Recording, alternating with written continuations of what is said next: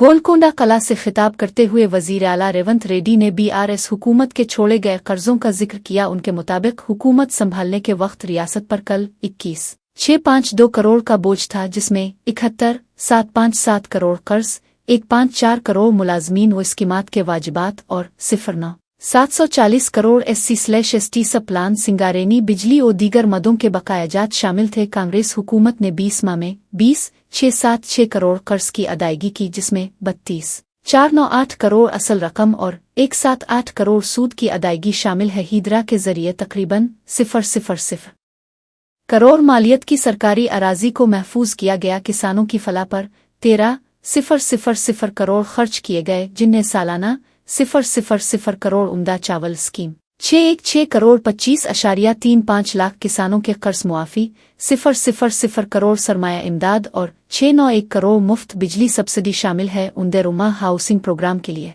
500 करोड़ मुख्तस किए गए। नए उस्मानिया अस्पताल की तामीर पर 700 करोड़ खर्च होंगे, जबकि तिब्बी और सेहत के शोबे पर 521 करोड़ खर्च किए गए। ख्वातीन के मुफ्त RTC बस सफ़र से 790 करोड़ की बचत हुई और ख्वातीन की तरक्की और बहबूद के लिए 46,689 करोड़ मुख्तस किए गए। यंग इंडिया स्कूल्स की तामीर पर 600 करोड़, 78 स्कूल और तालीम के शोबे पर मजमूई तौर पर 575 करोड़ खर्च हुए। वज़ीर आला ने कहा कि ये तमाम इक़दामात रियासत की मईशत को संभालने और अवामी फलाह के लिए किए गए हैं। మేము అధికారం చేపట్టే నాటికి గత పాలకులు మాకు వారసత్వంగా 8,21,651 కోట్ల రూపాయల అప్పులు మరియు బకాయిలు మిగిల్చి వెళ్లారు. దీనిలో 6,71,757 కోట్ల రూపాయల అప్పులు, అదే విధంగా ఉద్యోగులు ఇతర పథకాలకు సంబంధించిన బకాయిలు 40,154 కోట్లు, SC/ST సప్లైన్, సింగరేణి, విద్యుత్ ఇతర విభాగాలకు చెల్లించాల్సిన బకాయిలు 1,09,740 కోట్లు. వారు చేసిన అప్పును తిరిగి చెల్లించడానికి ఇప్పటిదాకా అసలు రూపేణా 1,32,498 కోట్లు, వడ్డీలకు 88,178 కోట్ల రూపాయలు, మొత్తము కలిపి 2,20,676 కోట్ల రూపాయలను ఈ 20 నెలల్లో తెలంగాణ రాష్ట్ర ప్రభుత్వం చెల్లించింది. అంటే గత పాలకులు మనకు అందించిన 8,21,651 కోట్ల రూపాయల అప్పులను తిరిగి చెల్లించడానికి 20 నెలల్లో తెలంగాణ ప్రభుత్వం ప్రజాపాలన 2,20,676 కోట్లను చెల్లించడం జరిగింది. ఈ అప్పుల భారం లేకపోయినుంటే ఈ సొమ్మంతా పేదల సంక్షేమానికి, తెలంగాణ అభివృద్ధికి ఉపయోగపడేది. కానీ భారాన్ని మోయక తప్పదు. అయినా ఓపికతో, సమయస్ఫూర్తితో తెలంగాణ రాష్ట్ర ప్రభుత్వాన్ని నడిపిస్తున్నాము. మీ అందరి अमन आज़ादी के मौके पर हैदराबाद में AIMIM के रुकन पार्लियामेंट असद अल-दीन ओवैसी ने कौमी परचम लहराया। ये परचम कुशाई की तकरीब हैदराबाद में पार्टी हेडक्वार्टर दारुस्सलाम में मुनक़िद हुई। इस मौके पर पार्टी के MLEs, कारपोरेटर्स और दीगर रहनुमा मौजूद थे। तकरीब में कसीर तादाद में अवाम और कारकुनान ने शिरकत की। कौमी तराने के साथ परचम कुशाई की गई और वतन के लिए नारे लगाए गए। असद अल-दीन ओवैसी ने अपने खिताब में आज़ादी की अहमियत पर रोशनी डाली। उन्होंने मुजाहिदीन आज़ादी को खराजन अक़ीदत पेश किया। ओवैसी ने कहा कि हमें अपने मुल्क की तरक्की और यकजहती के लिए मिलकर काम करना होगा। उन्होंने नौजवानों से अपील की कि वो तालीम और रोज़गार में आगे बढ़ें। तकरीब का इख्तिताम दुआओं और वतन के लिए नेक ख्वाहिशात के साथ हुआ।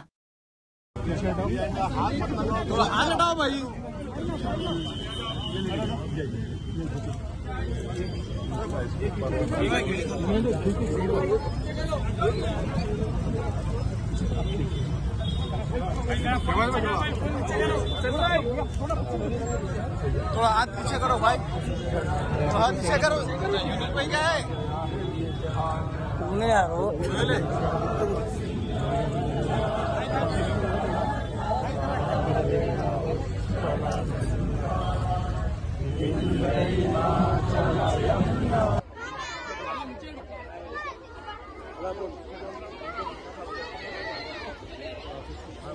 अब हुसैन भाई सामने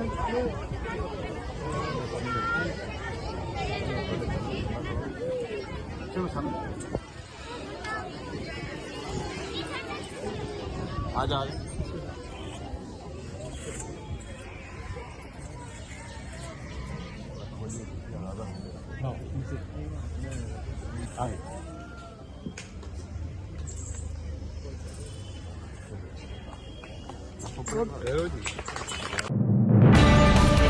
कुछ लोग चौथे शहर को फॉर ब्रदर्स सिटी कह रहे हैं, लेकिन वजीर आला रेवंथ रेड्डी ने कहा कि अब मेरे भाई हैं, मुझे ऐसे तबसरों की परवाह नहीं। उन्होंने कहा कि जब ORR मंसूबा बनाया गया तो इसे एनाकोंडा कहा गया। जब हाईटेक सिटी तामीर हो रहा था तो इल्जाम लगाया गया कि जमीनें अपनों को दी जा रही हैं। अगर इस वक्त तरक्की ना होती तो क्या आज ये प्रॉपर्टी शो मुनक्किद होता?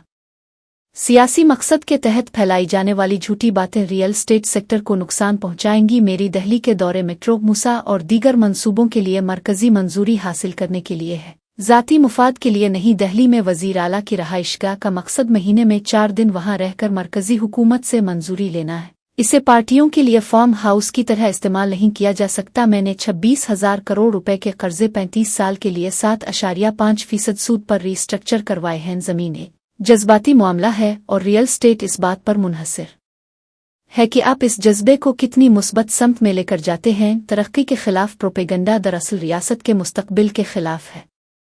हमें मिलकर तरक्की के मंसूबों को आगे बढ़ाना होगा ताकि सरमायाकारी और रोजगार बढ़े।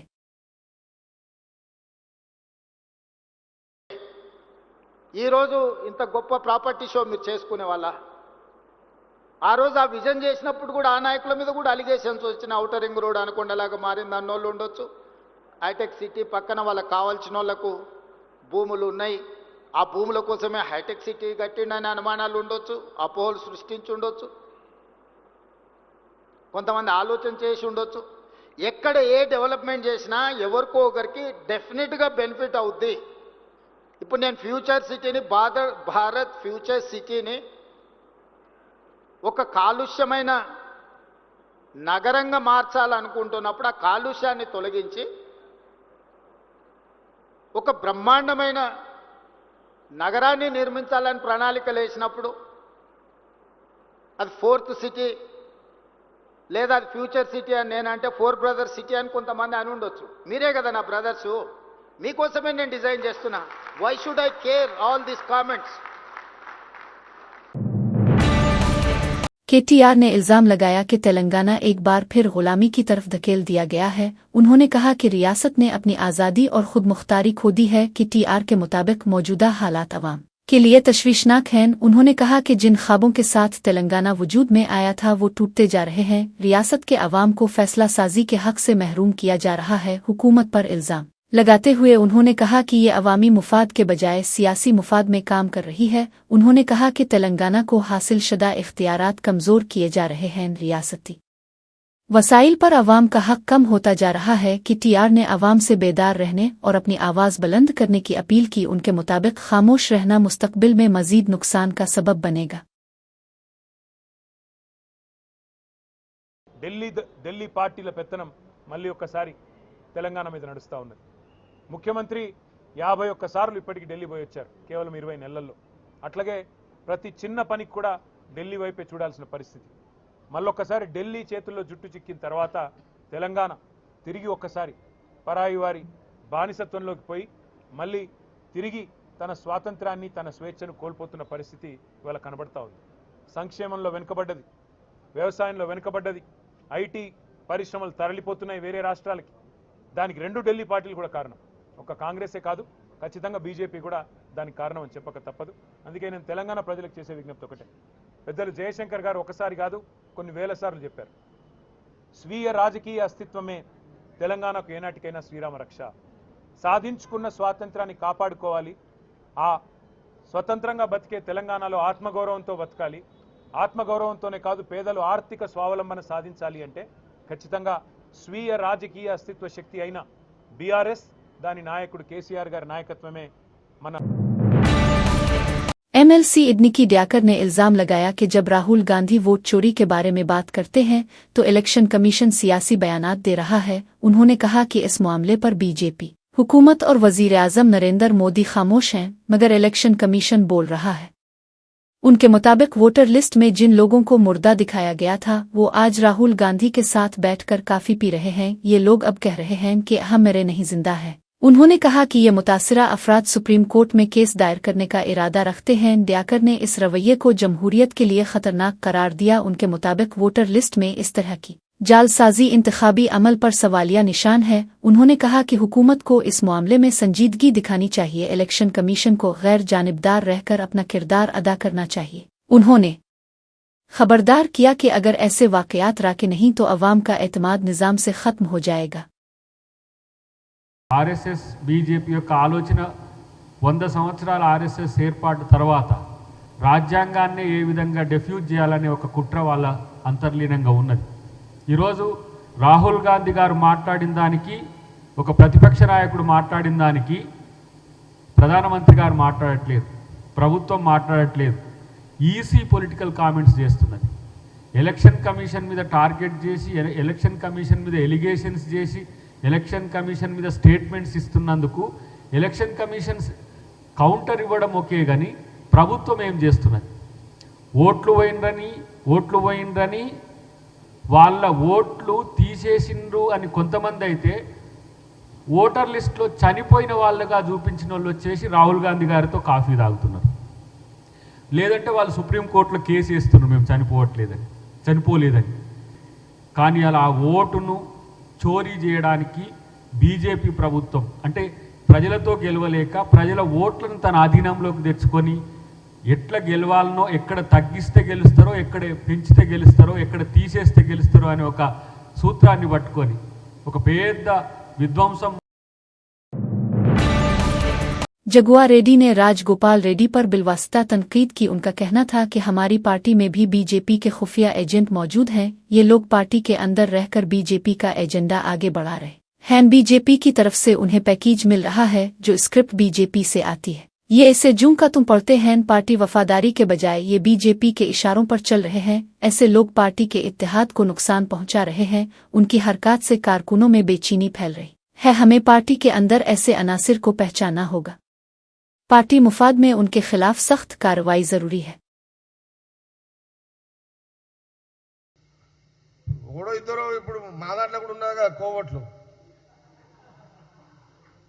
బీజేపీ ఆపరేషన్ కోవట్లు ఒకడు వెళ్తాడు, గఫలతలు వెళ్తాడు, ఏం చేద్దాం మళ్ళా? ఇట్లా నేను అన్న కర్ణాకడ కూడా వెళ్ళాడు. ఆడేదో డైరెక్షన్ స్క్రిప్ట్ వచ్చినట్టుంది, చదువురా నీకు ఏదైనా ప్యాకేజ్ వస్తుందని అని ఉంటాడు. పోతారు, ఏం చేస్తాము? ఇక చరిత్రలో ఉన్నాయి ఇవన్నీ. जिला सदीपेट कांग्रेस पार्टी में ग्रोही इख्तिलाफात उरूज पर पहुंच गए। मानमपली हनुमिन्नत राव और तोनकनित नरसा रेड्डी के दरमियान कशीदगी मजीद बढ़ गई। सदीपेट जिला कांग्रेस पार्टी दफ्तर में झंडा लहराने आए सदर जिला कांग्रेस तोनकनित नरसा रेड्डी को दलित ख्वातीन और लीडरों ने रोक दिया। दलित तंजीमों के रहनुमाओं ने दलित दुश्मन नरसा रेड्डी डाउन डाउन के नारे लगाए। शदीद एहतजाज के बाइस नरसा रेड्डी को दफ्तर से वापस जाना पड़ा। वाकये के दौरान पार्टी कारकुनान में भी गर्मा गर्मी देखने को मिली। मुखालिफ ग्रुप के लीडरों ने नरसा रेड्डी पर दलित मुफादात के खिलाफ काम करने का इल्जाम लगाया। पुलिस ने मौके पर पहुंचकर हालात को काबू में किया। इस झगड़े ने जिला कांग्रेस में इख्तिलाफात को मजीद वाज़े कर दिया। सियासी माहिरीन का कहना है कि ये तनाज़ा आइंदा इंतखाबात में पार्टी के लिए मुश्किल खड़ी कर सकता है। Down, Narsareddy, down, Narsareddy, RCL Narsareddy, down, Narsareddy, down, Narsareddy, down, Narsareddy, RCL down, Narsareddy, RCL down, Narsareddy, RCL Narsareddy.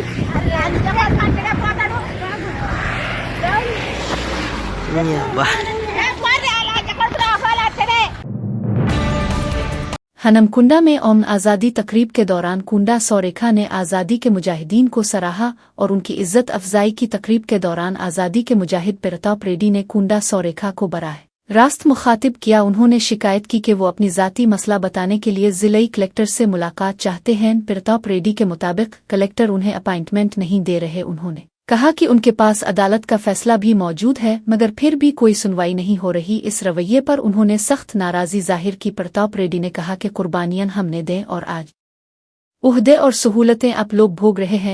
उन्होंने सियासतदानों के रवैये को मायूसकुन करार दिया। मौके पर मौजूद लोग भी उनकी बात गौर से सुनते रहे। ये वाकया तकरीब में अचानक माहौल को संजीदा और कशीदा बना गया।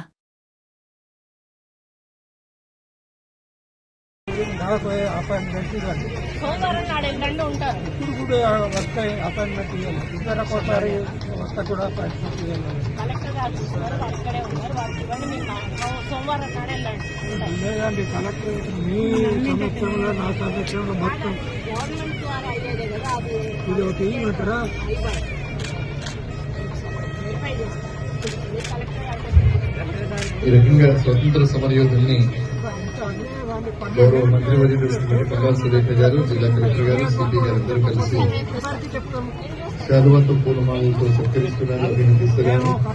నాటి స్వతంత్ర పోరాట స్మృతులని, వారి యొక్క త్యాగాలని గుర్తు చేసుకునేటటువంటి కార్యక్రమం.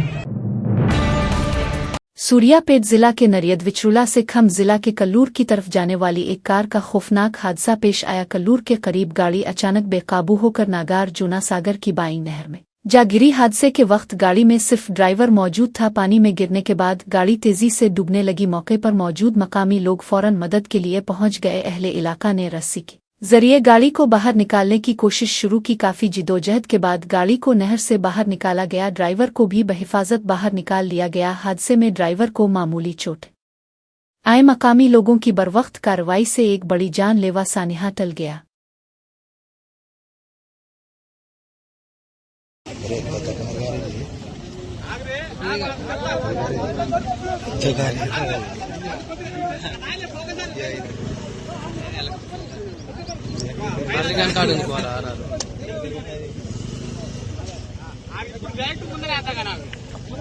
వెనక డిక్కి కూడా ఓపెన్ అయింది కదా, పెద్ద కారే ఇది. పెద్ద కారు కదా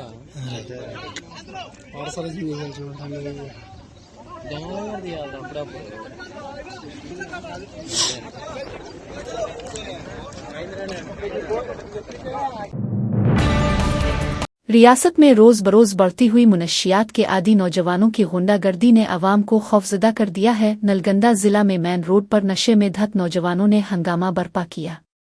ये वाकया तुमपुरत्ती में पुलिस स्टेशन के बिल्कुल करीब पेश आया। संजीव रेड्डी नामी एक खानदान पर उन नौजवानों ने हमला कर दिया। नशे में बदमस्त उन अफराद ने हाईवे पर गुजरती आरटीसी बस पर भी हमला किया। उन्होंने एक ट्रक पर मोबाइल फोन फेंक कर मारा। उनकी उन हरकतों से वहां मौजूद लोग खौफ व हरास में मुब्तला हो गए। राहगीर और ड्राइवर अपनी जान बचाने के लिए इधर अलिफादे भागने लगे। मकामी लोगों का कहना है कि पुलिस के सामने ही ये गुंडागर्दी हो रही है। अवाम ने ऐसे अनासिर के खिलाफ फौरी सख्त कार्रवाई का मुतालबा किया है।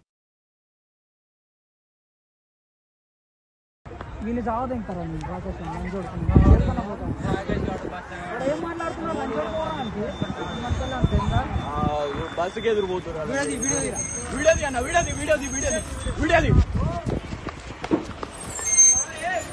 అన్న నువ్వు పోగి ఇట్రా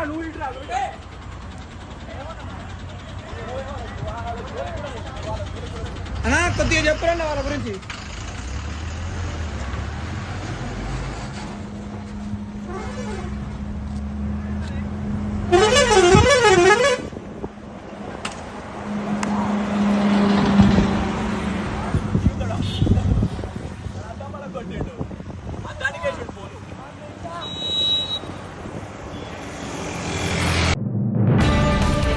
नारसिंगी अपा जंक्शन सर्विस रोड पर पहाड़ी का हिस्सा टूटकर गिर गया। तेज बारिश के बाइस बड़ी चट्टान फिसलकर सड़क पर आ गई। खुशकिस्मती से इस वक्त ट्रैफिक का दबाव कम था। ड्राइवरों की बरवक्त होशियारी से बड़ा हादसा टल गया। हादसे के बाद पुलिस फौरी मौके पर पहुंच गई। सड़क के एक हिस्से को आर्जी तौर पर बंद कर दिया गया। भारी मशीनरी से चट्टान हटाने का काम शुरू हुआ। हादसे के बाइस इलाके में ट्रैफिक जाम हो गया। मुसाफिरों को मुतबादिल रास्तों से रवाना किया गया। इंतजामिया ने बारिश के दौरान एहतियात बरतने की अपील की। हिंदूपुर में बालाकृष्णा के हेलामकाफ इंतखाब के एक गोरकला स्कूल में फूड पॉइजनिंग का वाकया पेश आया। ये वाकया जिला श्री सत्यासाई के हिंदूपुर टाउन में पेश आया। गोरकला हॉस्टल के तलबा ने नाश्ता करने के बाद तबीयत बिगड़ने की शिकायत की। खाने के कुछ देर बाद कई तलबा को कै और मतली की अलामात जाहिर हुई। कुछ तलबा को चक्कर और कमजोरी भी महसूस हुई। हॉस्टल अमले ने फौरी तौर पर तलबा को करीबी अस्पताल मुंतकिल किया। तमाम मुतासिरा तलबा को हिंदूपुर सरकारी अस्पताल में दाखिल कराया गया। डॉक्टरों ने तलबा का मुआयना करके ज़रूरी इलाज शुरू किया। इब्तिदाई रिपोर्ट के मुताबिक वाक़या फूड पॉइजनिंग का है। पुलिस और महकमाए सेहत ने मामले की तहकीकात शुरू कर दी है।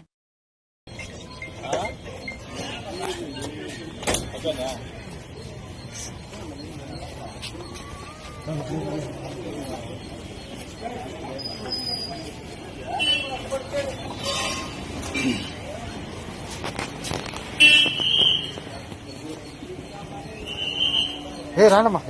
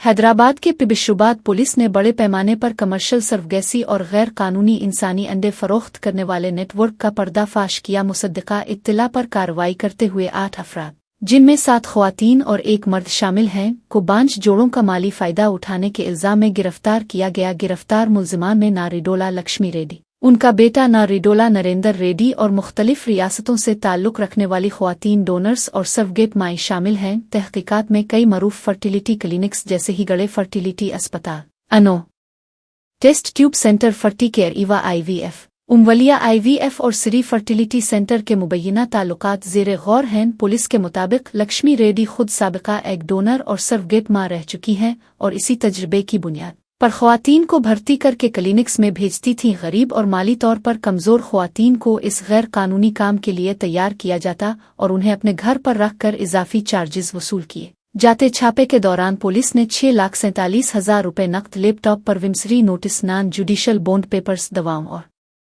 इंजेक्शंस का जखीरा, केस शीट्स और मोबाइल फोन्स बरामद किए। लक्ष्मी रेड्डी का माजी में भी मुंबई में इसी नौयत के केस में नाम आ चुका है। मुल्जिमान के खिलाफ सरगर्मी regulation act, assisted reproductive technology act और BNS एक्ट की मुख्तलिफ दफात के तहत मुकदमात दर्ज किए गए हैं। पुलिस मजीद मुल्जिमान और इस नेटवर्क से जुड़े अनासिर की तलाश में मसरूफ है।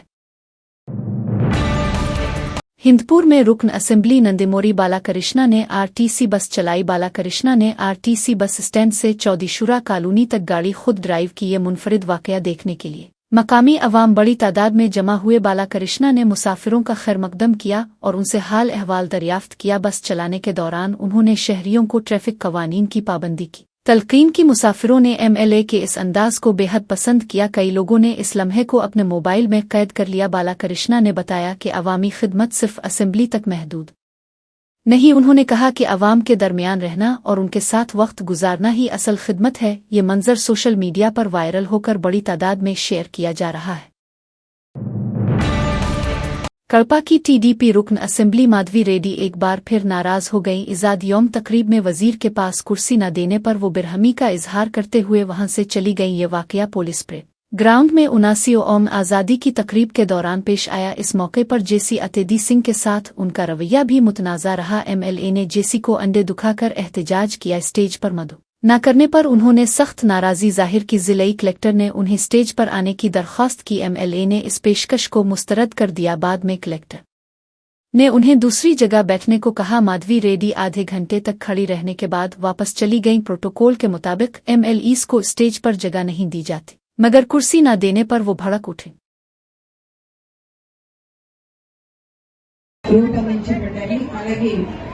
అనేక లీటర్ల కెపాసిటీ కలిగిన నీటి ట్యాంకులు, ఫోమ్ ట్యాంక్ ఇంకా టేబుల్ ఉంటాయి. వీటిల్లో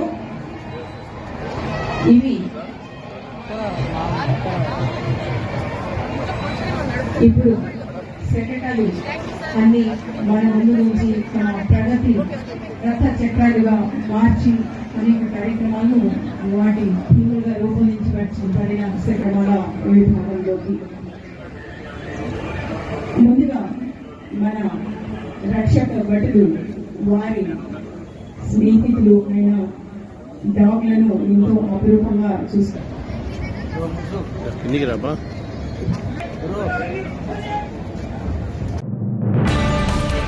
एसीबी हुक्काम ने टाउन एसआई को 50,000 रुपए रिश्वत लेते हुए रंगे हाथों गिरफ्तार कर लिया। टाउन एसआई डी श्री ईश्वर राव ने 2 लाख रुपए रिश्वत का मुतालबा किया था। गिरफ्तारी के वक्त वो 50,000 रुपए वसूल कर रहा था। कार्रवाई एसीबी की खुसूसी टीम में अंजाम दी। गिरफ्तार एसआई अनाकापलू टाउन पुलिस स्टेशन में तैनात था। रिश्वत एक सेल शदा दुकान को खुलवाने के लिए मांगी गई थी। एसआई ने दुकान मालिक पर दबाव डालकर रिश्वत तलब की। गिरफ्तारी के बाद मुलजिम को एसीबी ऑफिस मुंतकिल किया गया। मजीद तहकीकात के लिए मुताल्लिका रिकॉर्ड जब्त कर लिया गया। एसीबी ने अवाम से रिश्वत की शिकायत फौरन दर्ज कराने की अपील की। जी हां, अंडों के टेंडर्स में गड़बड़ बिल्कुल सच निकली। ठेकेदारों ने कार्टेल बनाकर अंडों पर मार्केट रेट से ₹1 ज्यादा लगाकर टेंडर्स हासिल किए। तेलंगाना के 31 इजला में अंडों के टेंडर्स में बड़े पैमाने पर गड़बड़ का इंकिशाफ। मार्केट में फी अंडा औसत कीमत 4.80 ता 5.20 रुपए रहती है, मगर कार्टेल बनाकर 6.20 ता 6.40 रुपए में टेंडर्स जीत लिए गए। आमतौर पर टेंडर्स मार्केट रेट से कम कीमत पर लिए जाते हैं, लेकिन अंडों के टेंडर्स मार्केट रेट से ₹1 ज्यादा देकर हासिल किए जाना हैरानकुन है। महकमा सप्लाई में इस बेज़ाब्तगी पर सवालात उठने लगे हैं। ज़राए का कहना है कि इसमें बासर अफराद का हाथ है। तहकीकात का मुतालबा जोर पकड़ रहा है ताकि मुलव्वस अफराद के खिलाफ कार्रवाई हो सके। निज़ाम अल-दीन इलाके में वाक़े दरगाह शरीफ पट्टेशाह, जो हुमायूं के मकबरे के करीब है, में एक कमरे की छत गिरने का वाकया पेश आया। इस हादसे के बाद एनडीआरएफ के एहलकारों ने फौरी सर्च ऑपरेशन शुरू किया। छत गिरने से इलाके में खौफ व हरास फैल गया। मकामी पुलिस और रेस्क्यू टीम भी मौके पर पहुंच गई। एहलकार मलबा हटाकर फंसे हुए अफराद को तलाश कर रहे हैं। वाकये के वक्त दरगाह में ज़ायरीन और खुद्दाम मौजूद थे। अभी तक जानी नुकसान की हतमी इत्तला नहीं मिली है। हुक्काम ने एहतियाती तदाबीर के तौर पर दरगाह के कुछ हिस्से बंद कर दिए। माहिरीन इमारत की हालत का जायजा ले रहे हैं ताकि मजीद खतरात से बचा जा सके। तहकीकात जारी हैं और इंतजामिया ने अवाम से अफवाहों पर यकीन न करने की अपील की है।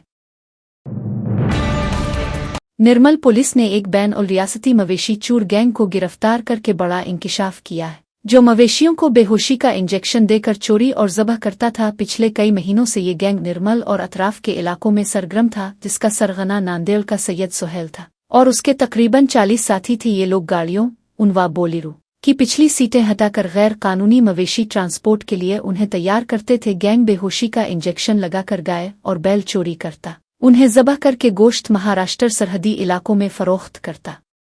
इंजेक्शन भैंसा के खालिद फराहम करता था। सीसीटीवी फुटेज से एक मुलजिम की शनाख्त हुई और गिरफ्तारी के बाद बाकी मुलजिमान को पकड़ने के लिए खुसूसी टीम तश्कील दी गई। पुलिस ने महाराष्ट्र और राजस्थान में तलाशी मुहिम चलाई और राजस्थान के अजमेर दरगाह के करीब 7 मुलजिमान को गिरफ्तार किया, जबकि 2 अब भी मफरूर हैं। मुलजिमान से Mahindra 500 Dzire car, 8 mobile phone और 280 नकदी जब्त की गई। पिछले 1 साल में इस गैंग ने निर्मल और मधविल पुलिस हुदूद में किसानों को भारी नुकसान पहुंचाया। एसपी डॉक्टर जी जाकी शर्मिला आईपीएस ने कहा कि गैर कानूनी मवेशी ट्रांसपोर्ट संगीन जुर्म है और इसमें मुलव्वस किसी को नहीं बख्शा जाएगा। सख्त कार्रवाई की जाएगी। अवाम से अपील की गई कि अगर कहीं गैर कानूनी मवेशी ट्रांसपोर्ट दिखाई दे तो फौरी 100 पर मकामी पुलिस स्टेशन को इत्तला दे। नाम सुवा छोटी गैन राज में रखा जाएगा।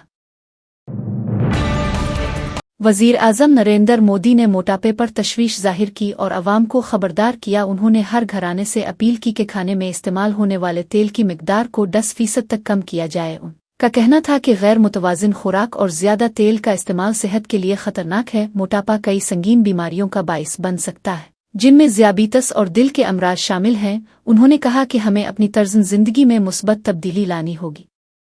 सेहतमंद खुराक और मुनासिब वर्जिश हमारे लिए ज़रूरी है। वज़ीर आज़म ने इस बात पर जोर दिया कि सेहत पर तवज्जो देना वक्त की अहम ज़रूरत है। उन्होंने कहा कि बचाव इलाज से बेहतर है, इसलिए एहतियाती तदाबीर अपनाई। हर फर्द की अच्छी सेहत से ही मुल्क की ताकत बढ़ती है। उन्होंने आवाम से वदा लेने को कहा कि वो अपनी और अपने ख़ानदान की सेहत का ख़ास ख्याल रखेंगे।